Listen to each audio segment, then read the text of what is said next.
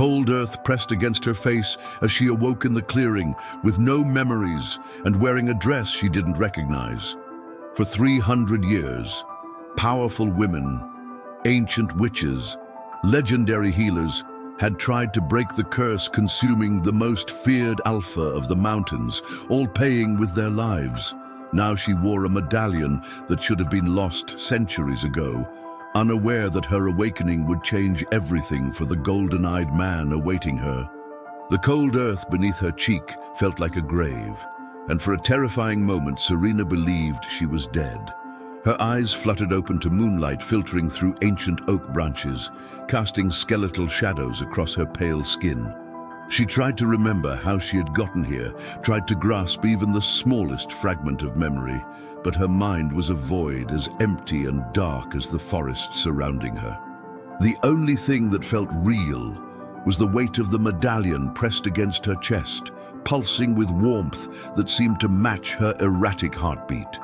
She pushed herself up on trembling arms, her body protesting every movement as if she had been lying there for days. The dress she wore was unfamiliar, made of deep emerald silk that seemed too fine for wandering through a forest, yet the fabric was torn and stained with earth and something that looked disturbingly like dried blood. Her bare feet were scratched and dirty, evidence of a journey she couldn't remember taking. The medallion caught the moonlight as she lifted it with shaking fingers. It was ancient, carved from what appeared to be black stone, with intricate symbols that seemed to shift and dance when she wasn't looking directly at them. The warmth it radiated was the only comfort in this nightmare of confusion and terror. Yet something about it filled her with an inexplicable dread. "Where am I?" she whispered to the darkness, her voice hoarse and unfamiliar to her own ears. The forest answered with rustling leaves and the distant howl of something that didn't sound entirely like a wolf. Serena forced herself to stand, ignoring the way her legs threatened to buckle beneath her. She had no idea who she was or how she had ended up in this place, but every instinct screamed that staying here was dangerous. The trees pressed in around her like silent sentinels, their branches reaching toward her with gnarled fingers that seemed to beckon her deeper into their embrace. She chose a direction at random and began walking, each step sending sharp pains through her bare feet. The forest was unlike anything she could remember seeing before, though she supposed that meant little when she couldn't remember anything at all. The trees were massive, their trunks thick enough that 3 grown men couldn't wrap their arms around them, and their roots created treacherous pathways that caught her feet and sent her stumbling. As she walked, fragments of sensation flickered through her consciousness like half-remembered dreams. The scent of pine and earth mixed with something wild and masculine that made her pulse quicken. The sound of a deep voice calling her name, though she couldn't quite grasp what name it might be. The feeling of strong arms around her, protecting her from something terrible that lurked just beyond the edges of her awareness. The medallion grew warmer against her skin, and she found herself following its pull through the maze of trees. It led her toward what appeared to be a faint glow in the distance, and hope flickered in her chest like a candle in the wind. Perhaps there were people ahead, someone who could tell her where she was and how she had gotten here. But as she drew closer to the light, her hope transformed into confusion and then into a fear so profound it made her stumble. The glow wasn't coming from lanterns or a fire. It was emanating from the very air itself, a phosphorescent shimmer that danced between the trees like captured starlight. And in that ethereal illumination, she could see that she was no longer alone. Figures moved through the forest with fluid grace that seemed impossible for human beings. They were tall and lean, with eyes that reflected the strange light like mirrors. Some appeared to be clothed in shadows themselves, while others wore garments that seemed to be woven from moonbeams and mist. They spoke to each other in voices too low for her to understand, but their words carried an otherworldly resonance that made her bones ache. Serena pressed herself against the rough bark of an enormous oak, praying they hadn't seen her. But even as she tried to make herself invisible, she realized with growing horror that the medallion around her neck was beginning to glow with the same ethereal light that surrounded the strange figures. Its warmth became almost unbearable, and she pressed her hand against it, trying to muffle its radiance. One of the figures stopped walking and turned in her direction. Even from a distance, she could see that his eyes were not human. They burned with golden fire that seemed to pierce straight through her soul, and when his gaze found hers, she felt something inside her chest crack wide open. The sensation was so intense, so overwhelming, that she gasped aloud before she could stop herself. The sound echoed through the forest like a gunshot, and suddenly all the figures were looking at her. She wanted to run, but her legs refused to obey her commands. She wanted to scream, but no sound would emerge from her throat. All she could do was stare back at the golden-eyed figure as he began walking toward her with predatory grace that made every primitive instinct in her body scream danger. "What have we here?" His voice was like whiskey and smoke, warm and rough and utterly masculine. It wrapped around her like silk, and she found herself taking an involuntary step forward, even as her rational mind shrieked at her to flee. "Please," she managed to whisper, her voice barely audible. "I don't know where I am. I can't remember anything." He stopped just beyond arm's reach, and she could see now that he was the most beautiful and terrifying man she had ever laid eyes on. His hair was black as midnight, swept back from a face that could have been carved by angels and demons working in collaboration. His skin held a golden warmth that seemed to glow from within, and his mouth was set in a line that suggested he was no stranger to either cruelty or kindness, depending on his mood. But it was his eyes that held her captive. They weren't just golden. They were molten like liquid fire, and they seemed to see straight through every defense she might have tried to construct. When he looked at her, she felt exposed in ways that had nothing to do with her torn dress and everything to do with her soul. "The medallion," he said, his gaze dropping to her chest, where the ancient artifact continued to pulse with inner light. "Where did you get it?" "I don't know," she said, and the honesty in her voice seemed to surprise him. "I woke up wearing it. I can't remember anything before that." Something flickered across his perfect features, an expression too complex for her to interpret. The other figures had drawn closer now, forming a loose circle around them, and she could hear them whispering among themselves in that strange musical language. Their words carried undertones of excitement and fear that made her stomach clench with anxiety. "What's your name?" the golden-eyed man asked, his voice gentler now, but no less powerful. She tried to reach for the answer, but it slipped away like water through her fingers. "I don't remember. I don't remember anything." He studied her for a long moment, and she had the unsettling feeling that he was seeing far more than she was revealing. When he finally spoke again, his words sent ice through her veins. "That medallion has been lost for over 300 years, he said quietly. "The last woman who wore it tried to save my people and died in the attempt.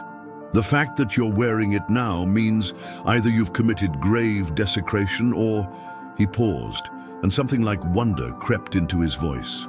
"Or you're exactly who we've been waiting for."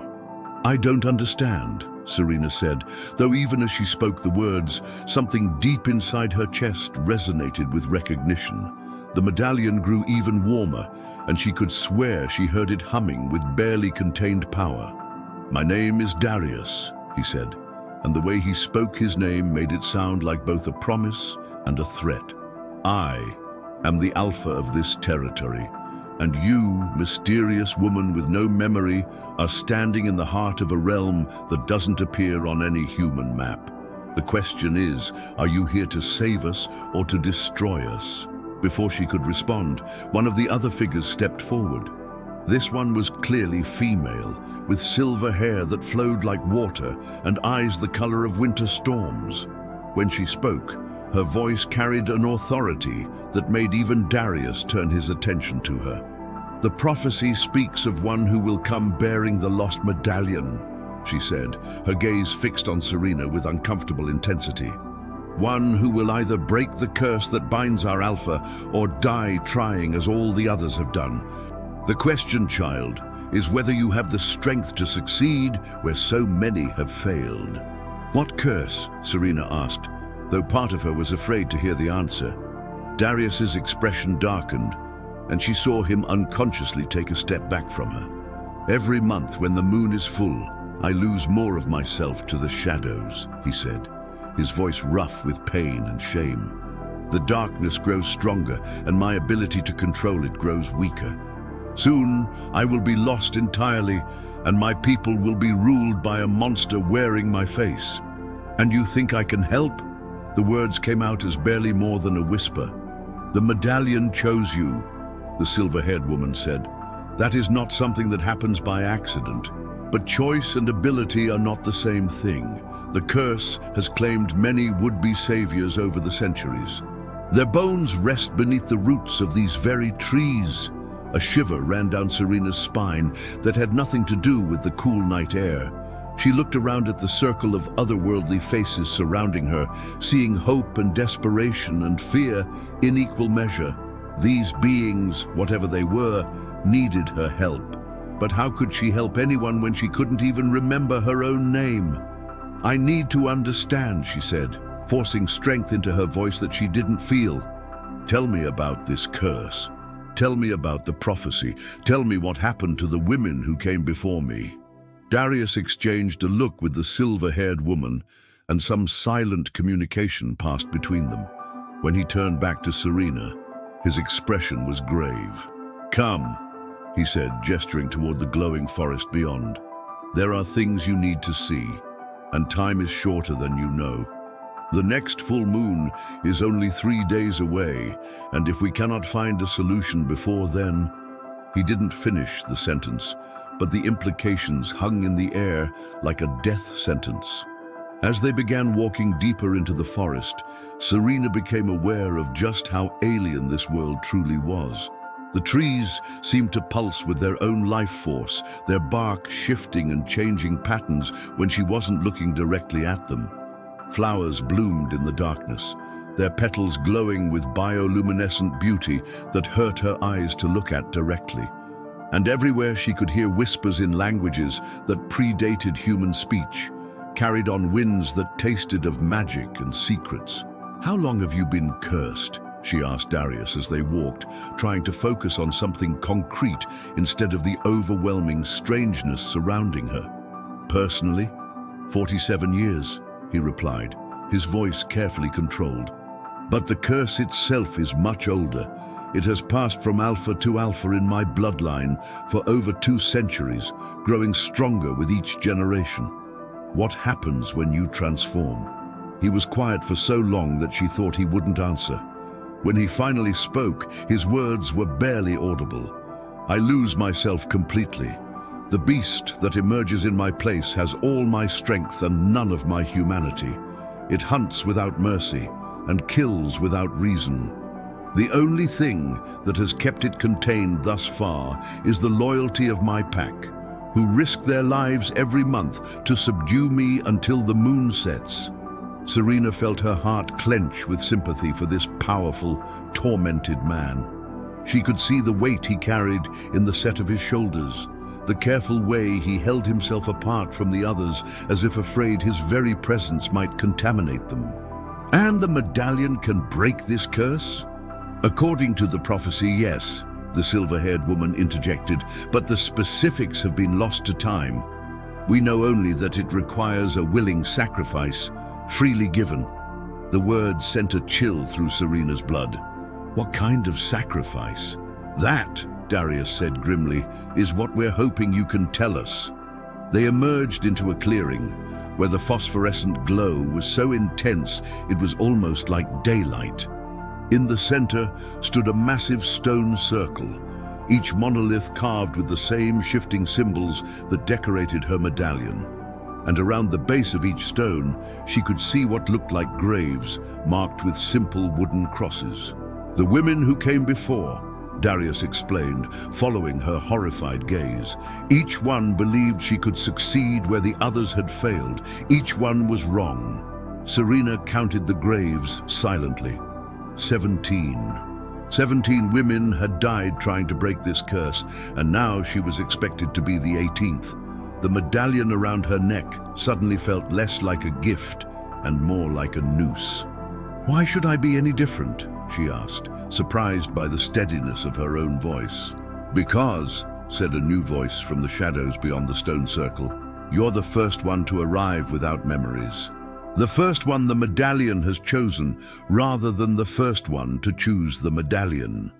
A figure emerged from the darkness, and Serena gasped. It was an elderly woman, but her eyes held the same otherworldly light as the others. More importantly, she wore a medallion identical to Serena's, though hers was made of white stone rather than black. "I am Evelyn," the woman said, inclining her head in a gesture that somehow managed to be both respectful and regal. "I was the keeper of the prophecy before age claimed my strength. I have been waiting for you for longer than you can imagine. You knew I was coming." "I knew someone like you would come eventually," Evelyn corrected. "The prophecy speaks of one who will arrive bearing the shadow medallion, having surrendered her past to claim her future. One who will succeed because she has nothing left to lose and everything to gain." Serena's hand went unconsciously to the medallion, feeling its warmth pulse against her palm. "I don't understand any of this," she said. "I don't know who I am or where I came from. How can I possibly help anyone?" "Because," Darius said, his golden eyes fixing on hers with an intensity that made her breath catch, "sometimes the only way to find your true self is to lose everything you thought you were." The medallion flared with sudden heat, and for a moment Serena saw something flash through her mind, a memory perhaps, or maybe a vision. She was standing in a place of white light, speaking to someone whose face she couldn't see clearly. She was making a choice, a terrible and necessary choice, trading her past for the power to save someone she loved. The vision faded as quickly as it had come, leaving her gasping and disoriented.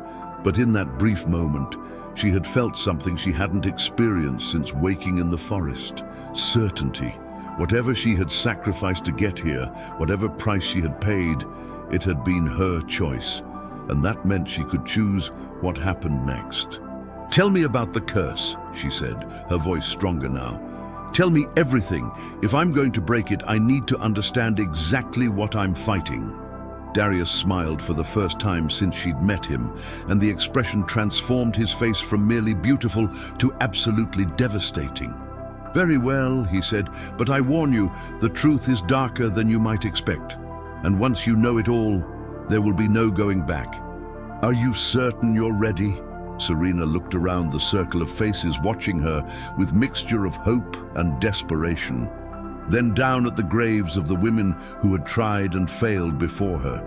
She thought about the emptiness where her memories should be, and the strange certainty that she had come here for a purpose greater than herself. "I'm ready," she said, and the medallion pulsed with approval against her chest.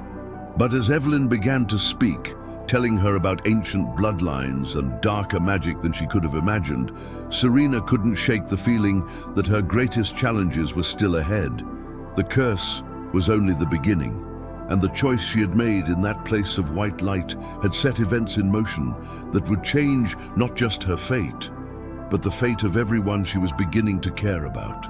And somewhere in the back of her mind, a small voice whispered that some prices were too high to pay, even for love. But that revelation would come later. For now, she had a curse to understand and a man to save, and the moon was already beginning to wane. The ancient stone cottage where Evelyn led them smelled of herbs and secrets, its walls lined with leather-bound books that seemed to whisper among themselves in the flickering candlelight. Serena sat cross-legged on a worn tapestry rug, the medallion still warm against her skin, as she listened to the story that would reshape everything she thought she knew about herself and the world. "The curse began with love," Evelyn said. her weathered hands tracing symbols in the air that left brief trails of silver light.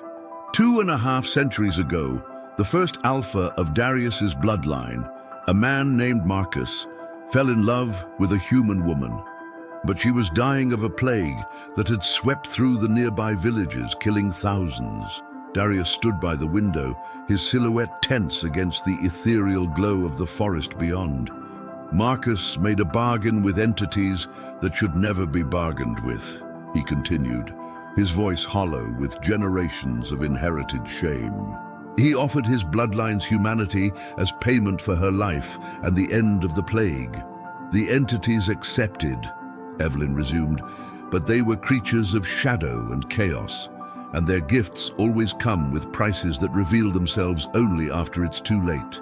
The woman lived, the plague ended, but Marcus found himself transforming into something monstrous every full moon. The curse would pass to his heir, and his heir's heir, growing stronger with each generation. Serena felt a chill that had nothing to do with the cool night air. And you think I can break something that powerful?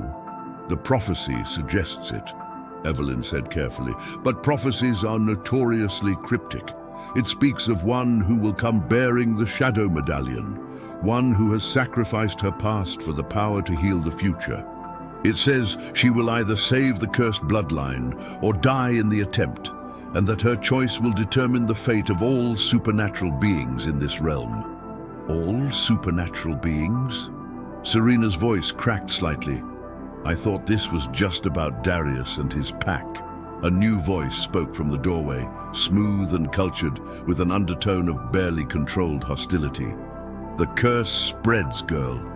Every year it grows stronger, and its influence seeps into neighboring territories like poison in a well. Serena turned to see a man who radiated authority and danger in equal measure. He was tall and lean, with silver hair that caught the candlelight and pale blue eyes that seemed to see straight through her. Unlike the others, who wore simple clothes suited for moving through the forest, he was dressed in rich fabrics that spoke of wealth and status. "This is Counselor Aldrich," Darius said, his voice carefully neutral, though Serena could detect an undercurrent of tension. He advises the pack on matters of tradition and law. Aldrich stepped into the cottage, his gaze never leaving Serena's face. "I've been studying the historical records of the women who attempted this before," he said. "Each one had special abilities. Each one was convinced she could succeed where the others had failed, and each one died screaming as the curse consumed her instead of being broken by her sacrifice." "Aldrich," Darius warned, but the older man continued as if he hadn't heard. "The pattern is always the same. They arrive full of hope and determination. They form an emotional attachment to our alpha, believing that love will give them the strength to overcome ancient magic. They attempt the ritual, and they die horribly while the curse grows stronger from feeding on their life force." Serena felt her stomach clench, but she forced herself to meet Aldrich's cold gaze. "Then why do you think I'll be different?" "I don't," he said bluntly, "but I'm curious to see how you'll fail. Each failure teaches us something new about the curse's nature, and perhaps eventually we'll learn enough to find a real solution instead of chasing after fairy tale prophecies." The medallion around Serena's neck suddenly flared with heat so intense she gasped and pressed her hand to her chest. For a moment the cottage filled with shadows that seemed to move independently of the candlelight, and she heard something like whispers in a language that predated human speech. "Interesting," Aldrich murmured, his eyes narrowing. "It seems the medallion doesn't appreciate skepticism. It responds to strong emotions," Evelyn explained, though her expression was troubled, "which is why the ritual is so dangerous. The medallion amplifies whatever the wearer is feeling, but if those emotions become too intense, it consumes them," Darius finished grimly. "We found pieces of the last woman scattered across 3 counties. Serena shuddered, but something in her chest burned with determination that surprised her with its intensity. "Tell me about the ritual," she said. "If I'm going to attempt this, I need to know exactly what I'm facing." "The ritual must be performed during the full moon. Evelyn said. The cursed one and the one who would break the curse must maintain physical contact throughout the Alpha's transformation. If the connection is broken even for a moment, the backlash will kill them both instantly. Physical contact, Serena repeated, her cheeks warming despite the gravity of the situation. More than that, Darius said, his voice rough. The ritual requires complete vulnerability, complete trust. Both participants must be willing to share not just their physical space, but their deepest fears, their darkest secrets, their most profound truths.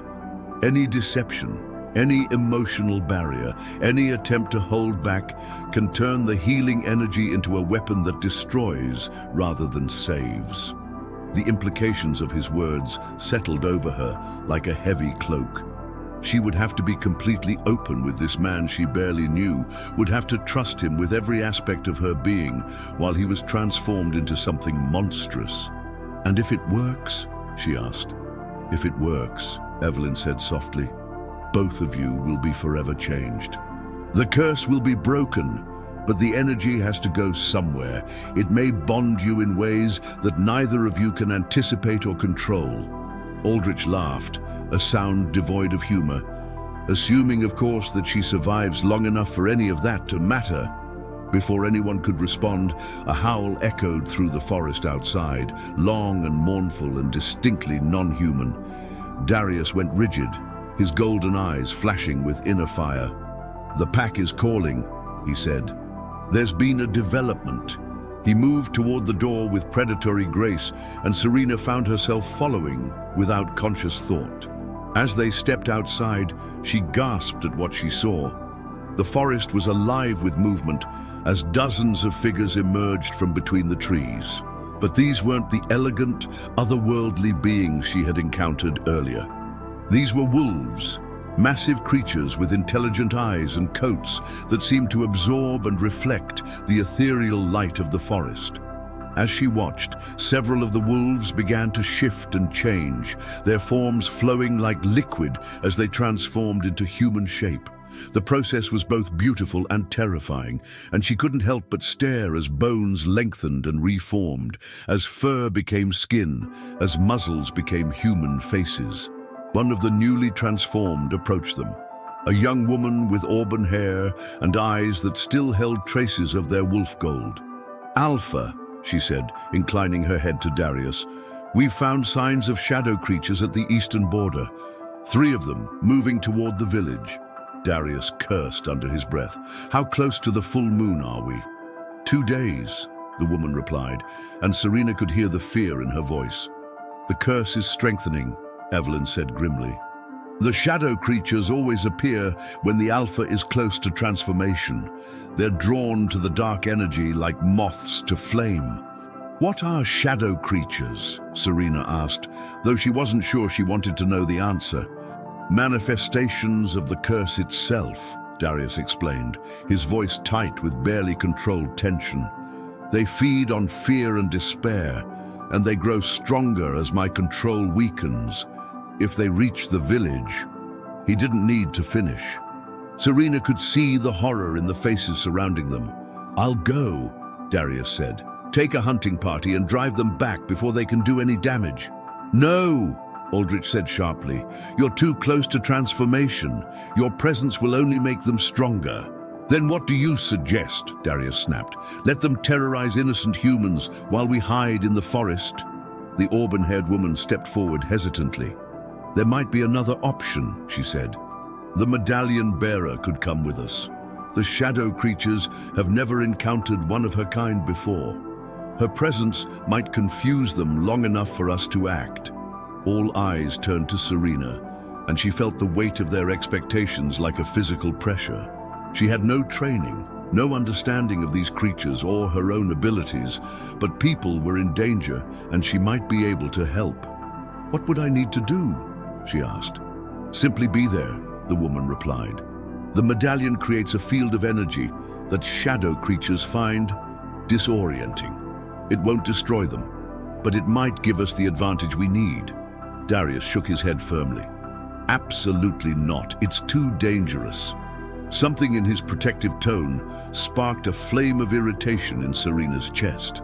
"That's not your decision to make," she said quietly. His golden eyes flashed. "You don't understand what you're dealing with. These creatures are drawn to negative emotions. Fear, anger, despair, they feed on all of it. And right now you're radiating uncertainty and confusion like a beacon." "Then teach me," she said, stepping closer to him, despite every instinct screaming that proximity to this man was dangerous in ways that had nothing to do with supernatural curses. "Help me understand how to control what I'm feeling." For a moment, the clearing was silent, except for the whisper of wind through leaves. Then Darius reached out and touched her face with gentle fingers that trembled slightly. "You could die," he said softly. "I could die attempting the ritual too," she pointed out. "At least this way, I might save some innocent people in the process." Something shifted in his expression, and she saw a flicker of the man beneath the Alpha's responsibilities. "You're not what I expected," he murmured. "What did you expect? Someone more afraid? Someone who would run when faced with the reality of what we're asking of you?" The medallion pulsed warm against her chest, and suddenly she could feel the emotions of everyone around her like a symphony of sensation. Darius's fierce protectiveness mixed with attraction he was trying to deny. The pack's desperate hope warring with their fear of losing another potential savior. Aldrich's cold calculation masking what felt like genuine concern for his people. "I am afraid," she admitted, "but I'm also tired of feeling helpless. If I have abilities that can help people, then I need to learn how to use them." Darius studied her for a long moment, then nodded slowly. "Very well. But you stay close to me at all times, and if I tell you to run, you run without question. Understood?" "Understood." As the pack began preparing for the hunt, Serena found herself pulled aside by the auburn-haired woman who had first suggested her participation. "I'm Luna," the woman said, extending her hand, "and I owe you an apology." "For what?" Luna's cheeks flushed slightly. "I've been in love with Darius for most of my life.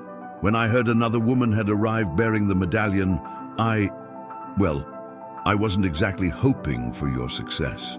Serena felt a stab of something that might have been jealousy, which surprised her with its intensity.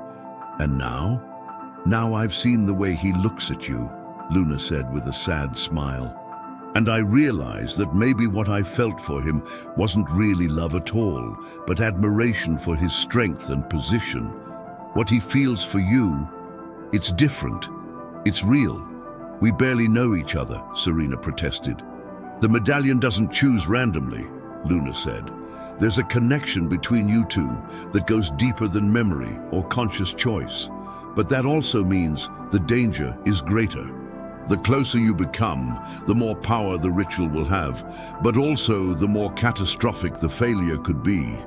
Before Serena could respond, Darius appeared at her side.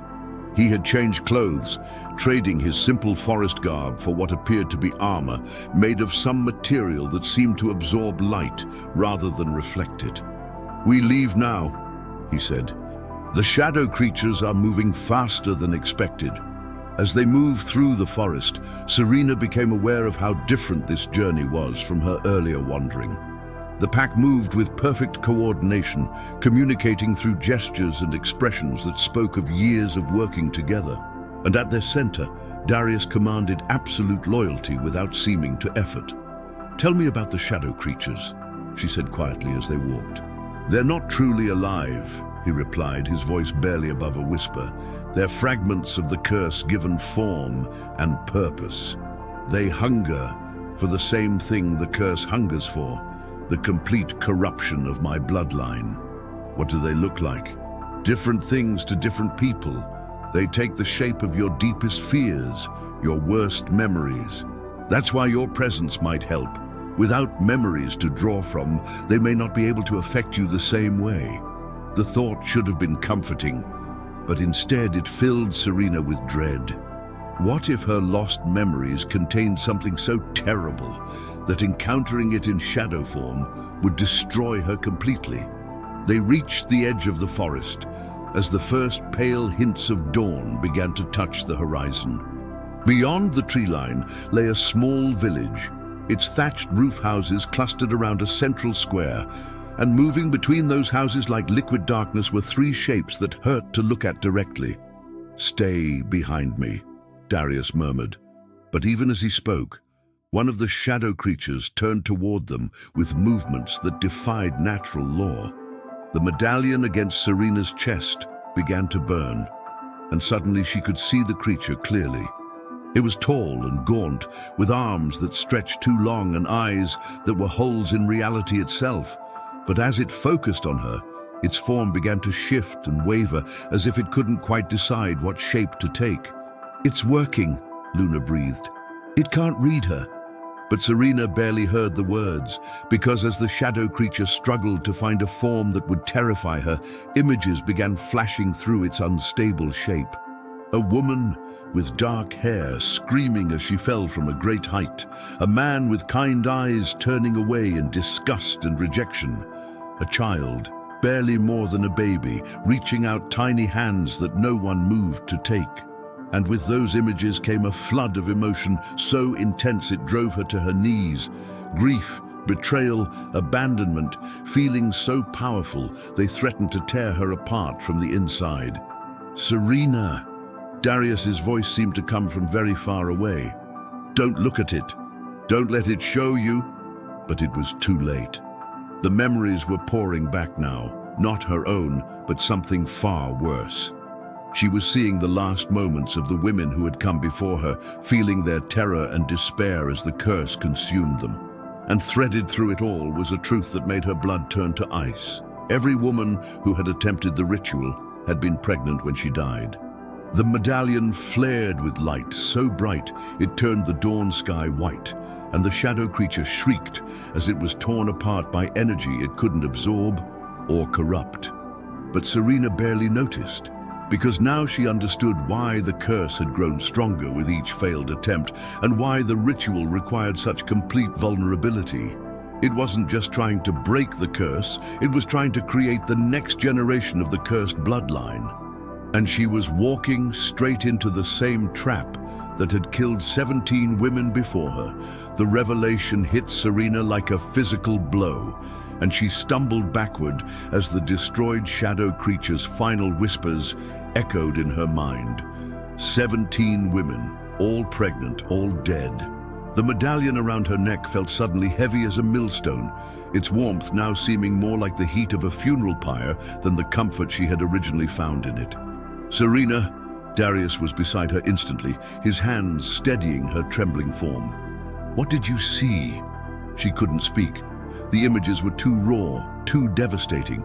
Instead, she pressed her face against his chest and let his familiar scent of pine and wild earth anchor her to the present moment. But even his strength couldn't erase the horror of what she had discovered. "The ritual," she finally whispered. "It's not what we think it is." Aldrich approached them, his pale eyes sharp with interest. "What did the shadow creature show you?"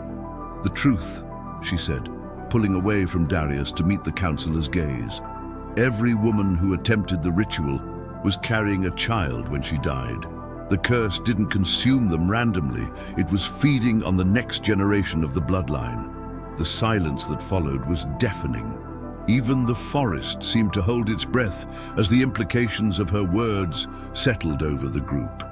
"That's impossible," Luna said, but her voice lacked conviction. "The historical records don't mention..." "The historical records were written by men who didn't think a woman's pregnancy was worth noting unless it served their purposes," Aldrich said grimly. "But if what she saw is true, then the ritual isn't designed to break the curse at all," Darius finished, his voice hollow with dawning horror. "It's designed to ensure the curse continues by claiming both the current heir and the next one before they can be born." Serena nodded, fighting back waves of nausea. The entities that created the curse were clever. They made it seem like there was hope, like there was a way to break free. But every attempt only strengthened their hold. "But you're different," Evelyn said, appearing from the forest shadows like a ghost made flesh. You arrived without memories, without a past, and most importantly, she paused, studying Serena with ancient eyes. You're not pregnant. How can you be certain? Aldrich demanded. Evelyn smiled, an expression both sad and triumphant. Because the white medallion I wear is the sister to her black one. It was created to sense the presence of new life, to guide the bearer to safety during times of plague and war. If she carried a child, my medallion would sing with recognition, but it remains silent.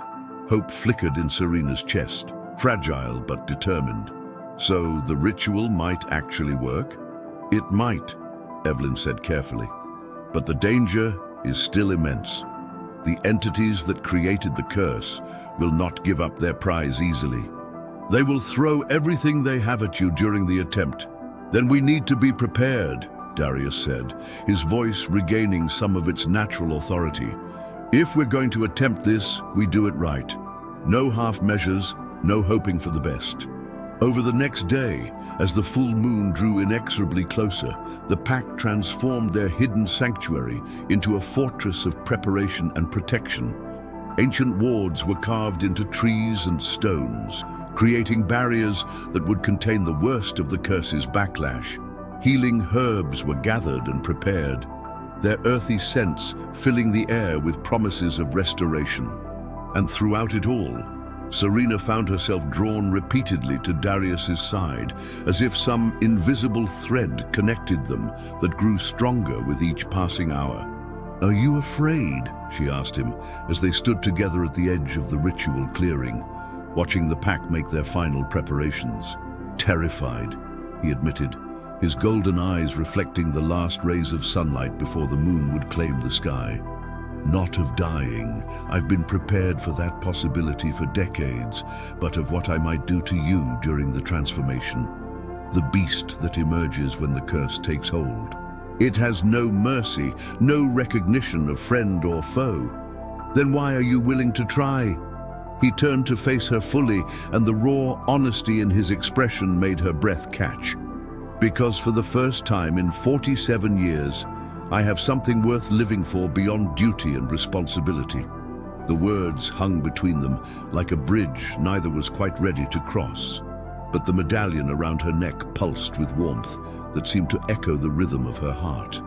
Darius, I need you to know. She paused, struggling to find words for emotions she didn't fully understand herself. Whatever happens tonight, whatever the cost, I'm choosing this freely. Not because of prophecy or destiny, but because I believe some things are worth any risk. Before he could respond, Luna approached them with an expression of grim determination. It's time, she said. The moon is rising. As they walked toward the stone circle at the heart of the clearing, Serena became aware of the profound silence that had fallen over the forest. No birds sang, no insects hummed. Even the wind had stilled to barely a whisper. It was as if the entire world was holding its breath, waiting to see whether ancient magic would finally be broken or claim two more victims. The ritual circle had been prepared according to instructions found in the oldest texts. Candles made from blessed wax formed an inner ring, their flames dancing with colors that existed nowhere in nature. Between the candles, salt mixed with silver dust created barriers that would theoretically contain the worst of the curse's power. And at the very center, two cushions had been placed facing each other, close enough that the people sitting on them would be forced into intimate proximity. Remember, Evelyn said as Serena took her place in the circle, complete honesty, complete vulnerability. The moment you try to hide something from him or he from you, the ritual will turn the curse's power against you both. Darius settled across from her, his face already showing signs of the change that was coming. His canine teeth had elongated slightly, and his eyes held a golden fire that seemed to burn from within. When he reached for her hands, she could feel claws beginning to emerge from his fingertips. Tell me about the woman you were before you came here, he said, his voice rougher than usual as the transformation began. I don't remember her. Serena replied honestly. But I think she was someone who had been hurt badly. Someone who had lost everything that mattered to her and couldn't bear to live with the memories. And now I'm someone who has found something worth fighting for. The medallion flared with heat, and suddenly she could feel his emotions as clearly as her own. The terrible loneliness that had defined his existence for decades, the crushing weight of responsibility for his people's safety, the fierce protectiveness that made him willing to sacrifice everything for those under his care. And underneath it all, growing stronger by the moment, was something that made her heart race with equal parts joy and terror. He was falling in love with her. The realization hit her just as his transformation accelerated dramatically. His spine arched as bones lengthened and reformed, his hands becoming claws that could have torn her apart with a casual gesture. But even as his body changed, his eyes never left hers, and she could feel him fighting to maintain his humanity through the connection they shared. "Tell me your worst fear," she whispered, knowing that the ritual required them to expose every vulnerable part of themselves. "That I'm exactly what the curse wants me to be," he said, his voice now a growl that should have terrified her, but somehow felt like the most intimate thing anyone had ever shared with her. "That deep down, I enjoy the power, the violence, the complete freedom from conscience that comes with the beast. And what if you do?" The question clearly surprised him, and for a moment, the transformation paused as he considered it. "You're not afraid of that possibility?" "I'm afraid of many things," she said, her grip tightening on his increasingly inhuman hands. "But not of you. The man who spends his life protecting others, who carries centuries of inherited guilt, who would rather die than hurt innocent people, that man could never truly enjoy causing pain." Something shifted in his expression, and she felt a wave of emotion so powerful it nearly knocked her backward. But with that emotion came something else, a shadow that seemed to rise from the very ground beneath them. The curse was fighting back. The temperature in the clearing plummeted, and the candles began flickering as if in a hurricane wind. Serena could hear the pack outside the circle, their voices raised in chants meant to strengthen the protective barriers. But she could also hear something else, whispers in that ancient, terrible language she had heard before. The entities that had created the curse were here. "Darius," she said urgently, "I need to tell you something. The night I lost my memories, I made a choice. I traded my past for the power to save you, and I think I knew even then that I loved you." His transformation completed just as the shadow entities materialized fully around the ritual circle. He was magnificent and terrifying, a creature of pure predatory grace, with intelligence that burned like fire in his inhuman eyes. But instead of attacking her as every instinct should have demanded, he pulled her closer, his massive form curving protectively around her smaller body. The entities shrieked their rage, a sound that would have driven most humans mad with terror. They had expected the beast to turn on her, to fulfill the pattern that had claimed 17 lives before. Instead, they found themselves facing something they had never encountered, a cursed creature who remained connected to his humanity through love, freely given and received. "Now," Serena whispered, pressing the medallion against his chest, where his heart hammered with inhuman speed. "Break it now!" The medallion exploded with light so brilliant it turned the night into day. But instead of the pure white radiance she had expected, the light was shot through with threads of gold that seemed to come from Darius himself. The shadow entities writhed and screamed as the combined power of her sacrifice and his love tore through the curse that had bound his bloodline for centuries. But the magic demanded its price. Serena felt the curse's dying fury turn toward her, seeking to claim at least one victim before its destruction was complete. Pain beyond description tore through her body as the ancient magic tried to consume her from the inside out. She would have died then, burned to ash by power never meant for human contact, if not for Darius. Even in his transformed state, even consumed by magic that should have driven him completely mad, he chose to shield her. His own life force poured into her through their connection, sharing the burden of the curse's death throes until both of them could survive what neither could have endured alone. The light faded gradually, leaving them collapsed together in the center of a ritual circle that had been transformed from stone and silver into what looked like a garden of crystalline flowers. The curse was gone, truly and completely gone, but its breaking had changed them both in ways they were only beginning to understand. Darius had returned to human form, but she could see that he retained some aspects of his wolf nature. His eyes still held flecks of gold. His senses were clearly enhanced beyond normal human limits, and there was a predatory grace to his movements that spoke of the beast now fully integrated with the man. As for Serena, the empty spaces where her memories should have been were filling not with her original past, but with something entirely new. She could feel the forest's life force flowing through her, could sense the emotions of every pack member within miles, and most remarkably, she was aware of a bond with Darius that went deeper than anything she could have imagined.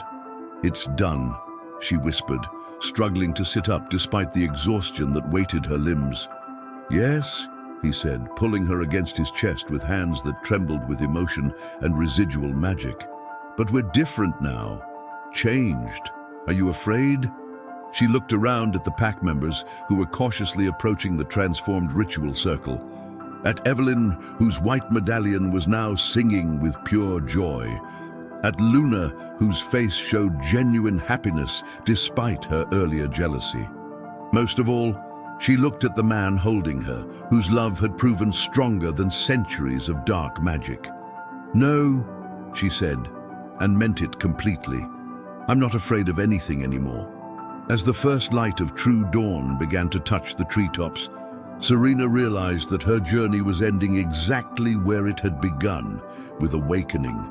But this time, instead of waking alone and afraid in an unfamiliar forest, she was awakening to a new life, surrounded by people who had become family and held by a man whose love had literally moved mountains. The curse that had seemed unbreakable was broken. The prophecy that had claimed 17 lives was fulfilled. And two people who had been shaped by loss and loneliness had found in each other the strength to transform not just their own fates, but the destiny of an entire supernatural world. The forest began to sing then, a sound of pure celebration that seemed to come from every living thing for miles around. And as Darius lifted Serena to her feet and spun her around in a dance of pure joy, she knew with absolute certainty that whatever challenges the future might bring, they would face them together. She had traded her past for the power to save him, but in return, she had gained something infinitely more precious, a future worth any sacrifice, and a love that had proven stronger than the darkest magic imaginable. The medallion around her neck pulsed one final time with warmth and then settled into stillness, its work finally and completely done.